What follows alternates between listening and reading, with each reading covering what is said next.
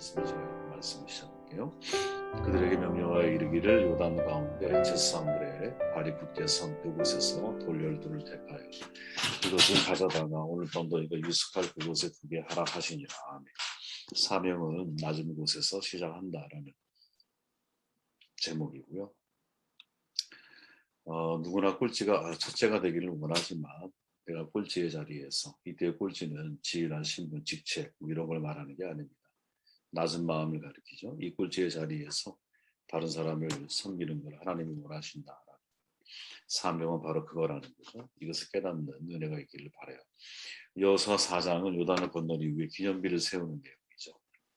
하나님이 각 지파의 대표자를 선택해서 제사장에 밟고 있던 바로 그 요단강 한가운데 바닥에 있는 돌을 취해서 각 지파의 진영에 두었다가 여리고 동편 길갈에 기념비를 세우게 됩니다. 길갈은 여러분 이제 요단에서 한 3km 정도 떨어져 있는 도시예요. 그리고는 또 다른 기념비는 요단강 한가운데 세우는데 이제 첫 번째 길갈에 세우는 것은 하나님의 명령이고 또 요단강 한가운데 세운 것은 하나님의 명령이 아니에요. 자세히 읽어보면 그거는 여호수아의 선택이었습니다. 그렇기에 이 내용이 우리에게 전해지는 교훈이 뭘까 말씀을 함께 들어가 볼게요. 5절 말씀을 제가 읽으면 그들이 이르되 요단 가운데로 들어가 너희 하나님 여호와의 그 앞으로 가서 이스라엘 자손들의 지파 수대로 각기 돌 한 개씩 가져다가 어깨에 매라. 이것이 너희 중에 표징이 되리라. 표징.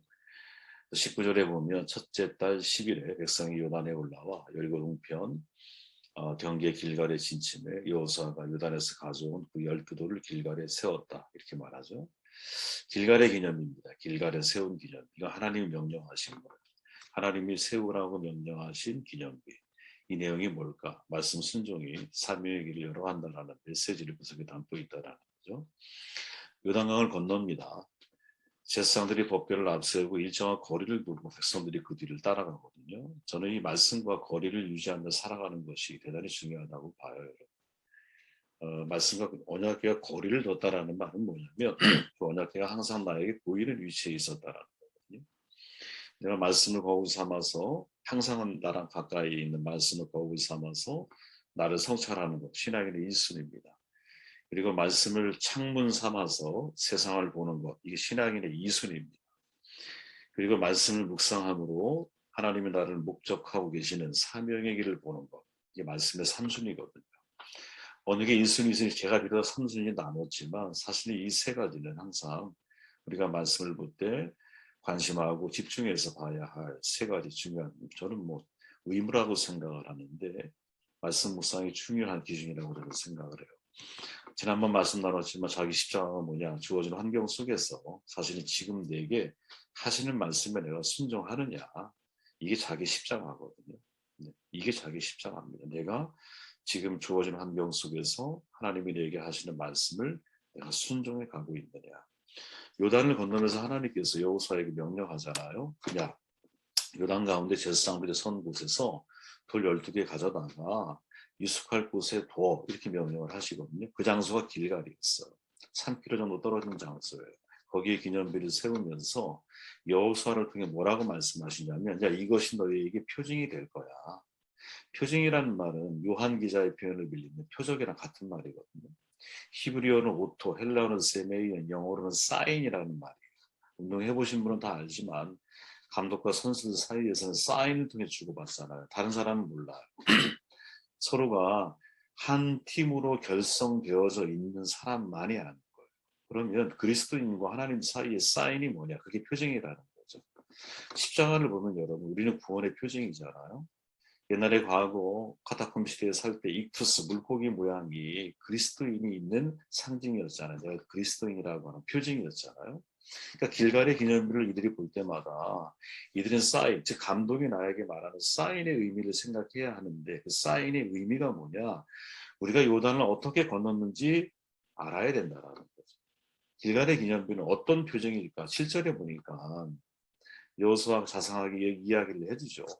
요단물이 여호와 언약궤 앞에서 끊어졌나니 곧 언약궤가 요단을 건널 때에 요단물이 끊어졌습니다. 아멘. 요단강은 가나안에 입성하기 위해서 가장 먼저 건너야 할 장애물이잖아요. 우리가 얘기하는 사명을 사명의 길을 가기 위해서 넘어서야 할 장애물이라고 볼 수 있거든요. 그런데 그 강을 어떻게 건너냐? 언약궤를 앞세우고 강을 건너자 요단물이 끊어졌다라는 거지. 그리고 쌓여갔다라는 거예요. 여러분 공생애를 시작하실 때 예수께서 말씀으로 시험을 극복하신 이후에 말씀을 선포하시고 회개하라 천국이 가까웠다라고 말씀하시고 그 다음에 하나님의 사역들을 이루어 가시죠. 말씀이 사실은 무엇? 사명의 길을 결정하는 데 있어서 우리가 우리 인생의 장애물을 어떻게 극복해야 하느냐? 말씀으로 극복을 해야 한다는 거지. 사도 요한은 여러분 세상을 이기는 승리는 이것이니 우리의 믿음이다 이렇게 말하죠. 바울도 이렇게 말하죠. 믿음은 들으면서 나고 들으면 그리스도의 말씀으로 말미암으니라. 하초병은 뭡니까? 그리스도인이 세상을 이기는 것은 돈이 아니고 사람이 아니에요. 오직 하나님 말씀을 근거한 믿음으로 세상을 이겨 나아가야 한다. 왜? 그 말씀이 사실될 것이기 때문에. 그래서 말씀을 붙들어야 돼요. 하나님의 말씀이 알파와 오메가라고 하는 것은 뭐 이게 진리라는 말이거든요. 왜? 처음과 끝이 한결같잖아요. 이 세상의 이단은 뭐라면 이단의 특징은 여러분 처음과 끝이 다른 거잖아요. 근데 하나님 말씀의 특징은 처음과 끝이 같다. 무슨 말이냐? 지금 우리에게 약속하신 말씀을 그대로 하나님이 이루실 거라는 것이 성경이 항상 우리에게 이야기하고 있는 중요한 메시지라는 거죠. 그래서 말씀은 여러분 머리에서 마음으로 새겨져야 되는 게 맞고요.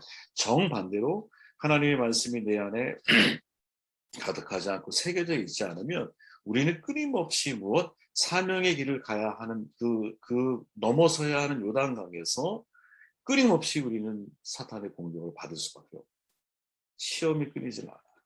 세상의 염려, 재리의 유혹, 씨 뿌리는 부위에서 나오는 이야기잖아요. 끊임없이 사명자의 마음을 공격을 하거든요. 사람을 기대하다가 실망하게 되고 돈을 의지하다가 넘어지게 되고 결국에는 사명의 길에서 대마처럼 탈선하는 존재가 되는 것이죠. 여러분 출애굽기 14장에 보면 13절 모세가 백성에게 이르되 너희는 두려워하지 말고 가만히 있어서 여호와께서 오늘날 너희를 위하여 행하시는 구원을 보라. 너희가 오늘 본 애국 사람들도 다시 영원히 보지 못하리라. 여호와께서 너희를 위해 싸우시리니 너희는 가만히 있을지어다. 무슨 말이냐? 홍해를 건널 때와 요단강을 건널 때 차이가 있다는 거예요. 홍해를 건넜을 때는 여러분 이스라엘 백성이 할 수 있는 일이 아무것도 없어요.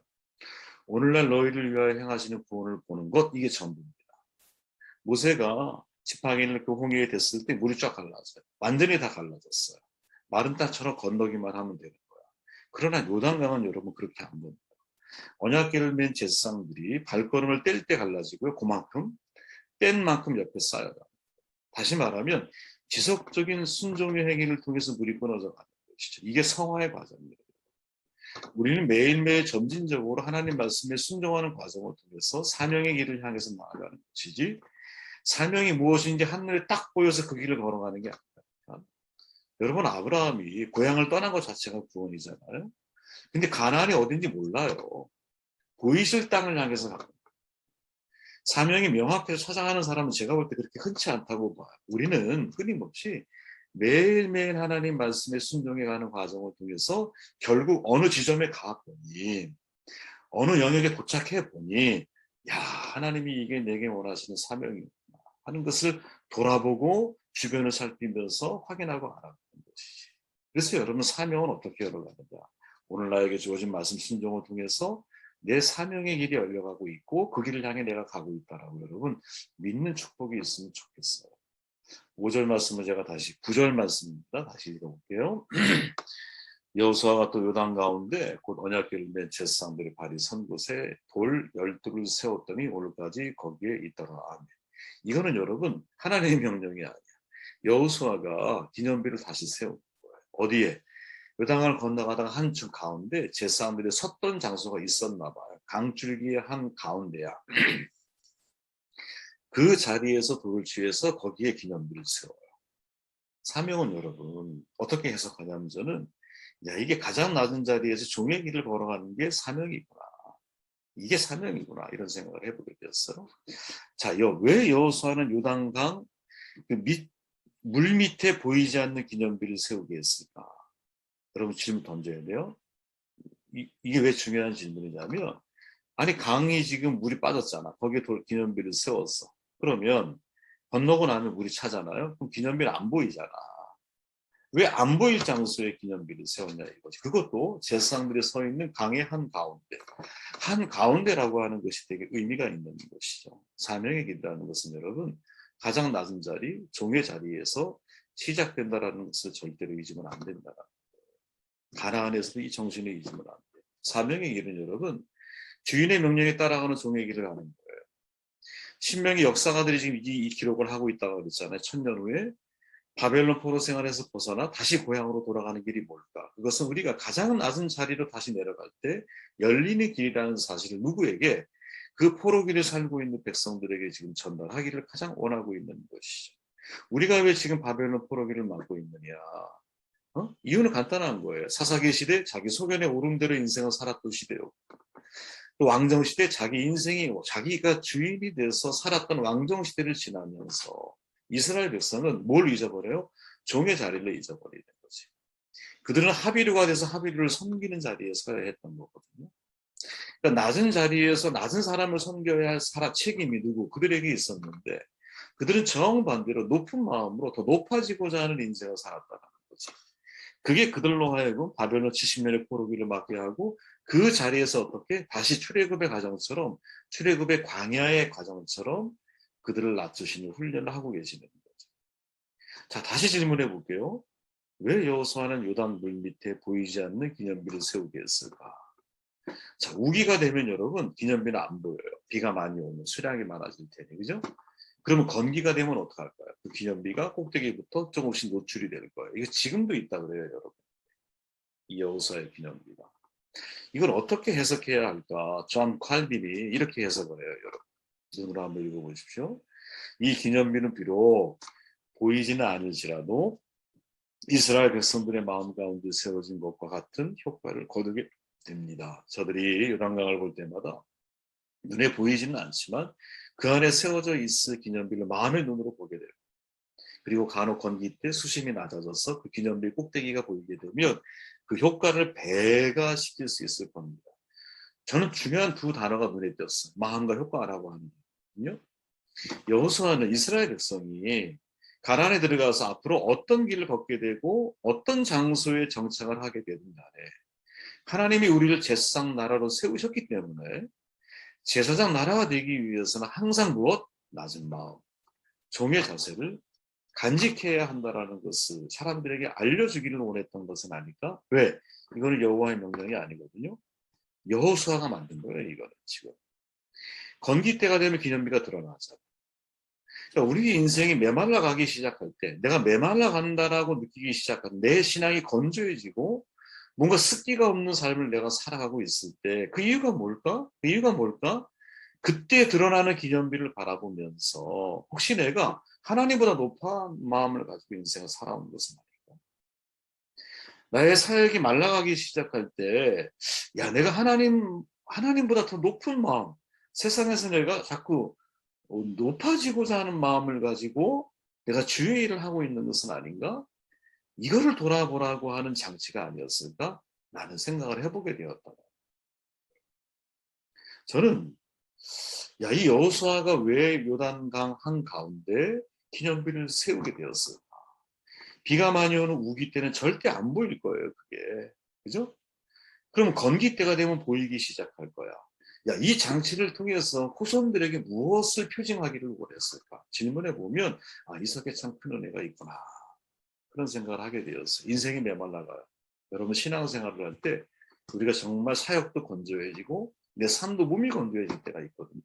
그럼 대부분 그때가 언제냐면 내가 하나님 앞에서 낮은 마음을 유지하지 못할 때인 거예요.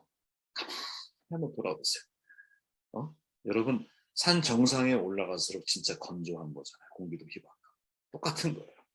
우리 인생이 정말 낮아지기 시작하면 물은 낮은 대로 흐르기 마련이니 낮아지기 시작하면 내 안에 진짜 습기가 많은 인생의 회복이 분명히 시작되지 않을까? 그런 생각을 한번 해보게 되었습니다. 한번 내용을 여러분들 한번 읽어보시고요. 마지막 말씀을 읽고 한번 제가 말씀을 정돈할게요. 마태복음 3장입니다. 이때 예수께서 갈릴리로부터 요단강에 이르러 요한에게 세례를 받으려 하시니 16절 예수께서 세례를 받으시고 곧 물에서 올라오실 새 하늘이 열리고 하나님의 성령이 비둘기 같이 내려 자기 위에 임하심을 보시더니 하늘로부터 소리가 있어 말씀하시되 이내 사랑하는 아들이 내 기뻐하는 자라 하시니라. 아멘. 요단강의 연장선이에요, 여러분. 요단강이라고 하는 공통점을 가지고 지금 말씀을 나누고 있어요. 자, 이게 왜 중요하냐? 제게 왜 이 말씀이 중요했냐면 예수님이 공생애를 시작하실 때 이게 사역의 지금 출정식을 알리는 장소거든요. 그죠? 요단강에서 세례를 받고 예수님은 사역을 그때부터 시작을 하셨어요. 이게 우연일까? 여러분 이게 우연이라고 생각하십니까? 저는 우연이라고 생각하지 않아요. 물론 이 사건 자체가 중요해요. 왜? 이때는 성전 종교잖아요. 근데 세례 요한이 성전에서 드리던 종교를 어떻게 광야로 끄집어냈어요. 요단강가로. 야, 하나님은 성전에 갇혀 계신 분이 아니야. 하나님은 무소부지하신 분이야. 성전 종교에 대한 엄청난 사실은 뭐라 그럴까요? 반기를 든 행동이거든요. 그런데 거기에서 예수님이 세례자 요한에게 세례를 받으심으로 인하여 요한의 선택이 맞다라는 것을 증명해 주신 사건이에요, 이게. 근데 이것만큼 중요한 의미가 또 뭘까 생각해 보면 요단이 예수님의 요단강이 사명자로서의 출정식을 시작하는 장소였다라는 거지. 그죠? 요단강에서 세례받고 거기서 성령의 충만함이 있고 그 다음에 예수께서 당신의 공생애를 시작해 가시잖아요. 야, 이건 뭘까? 여호수아의 기념비가 거기 있기 때문이 아닐까? 이런 생각을 제가 해봤어요. 여호수아의 기념비가 우기 때 숨겨져 있는 바로 그 요단의 강가. 그 강가에서 예수님은 세례를 받고 사명의 출정식을 갖고 있다라는 거지. 만약에 이게 그런 암시적인 암묵적인 내용이 포함되어 있는 거라면 예수님의 공생의 중요한 출발은 뭐냐? 사명은 어디에서부터 시작이 되냐? 가장 낮은 곳에서부터 예수님 역시 사명을 시작하고 있다. 이 내용을 정리해 보면 이런 거예요, 여러분. 가장 낮은 곳에서 세례를 받고 성령으로 충만하게 하심으로 자기를 비우고 광야에서 사탄의 시험을 무엇으로? 말씀으로 이기시고 그리고 돌아오시는 거죠. 그리고 선포하신 첫 번째 말씀이 누가복음 4장이거든요. 그 내용은 이거예요. 가난한 자에게 복음을 전하게 하시려고 내게 기름을 부으시고 나를 보내사 포로된 자에게 자유, 눈먼 자에게 다시 보게 함을 전파하며 눌린 자를 자유롭게 하고 주의 은혜의 해를 전파하게 하려 하심이라 하였더라. 아멘. 주의 은혜의 해, 희년의 복음이죠. 가난한 자, 포로된 자, 눈먼 자, 눌린 자 공통점이 뭡니까? 모두 다 사실은 낮은 사람들이다. 시대에. 그런데 그 낮은 자를 섬기기 위해서 그들에게 자유를 주기 위해서 오신 분이 누구?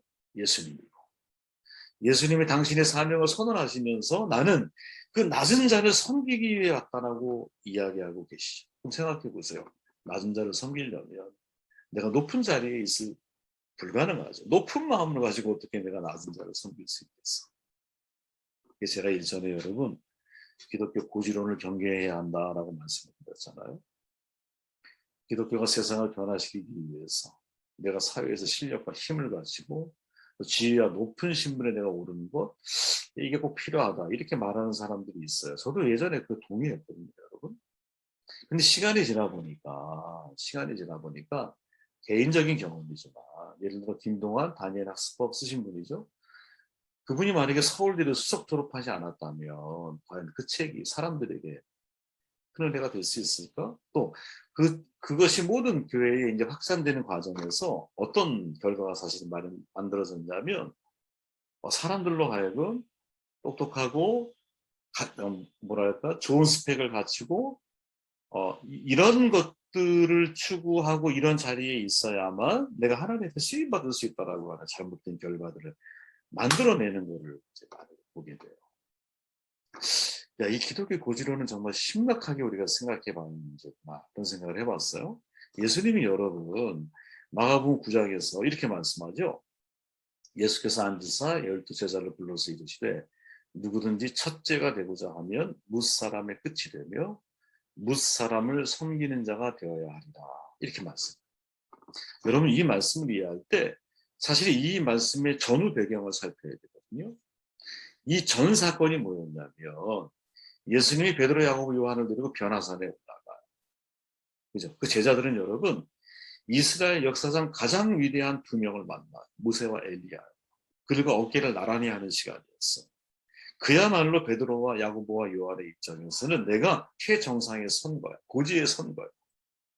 그래서 오죽하면 그 제자들은 여기에 초막을 지어서 여기에서 머물 것을 예수님에게 요구합니다.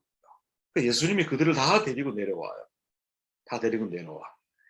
그리고 나서 벌어지는 사건이 지금 이 사건이에요. 제자들이, 그 경험을 했던 제자들이 누가 더 큰 자인가 놓고 싸우거든요.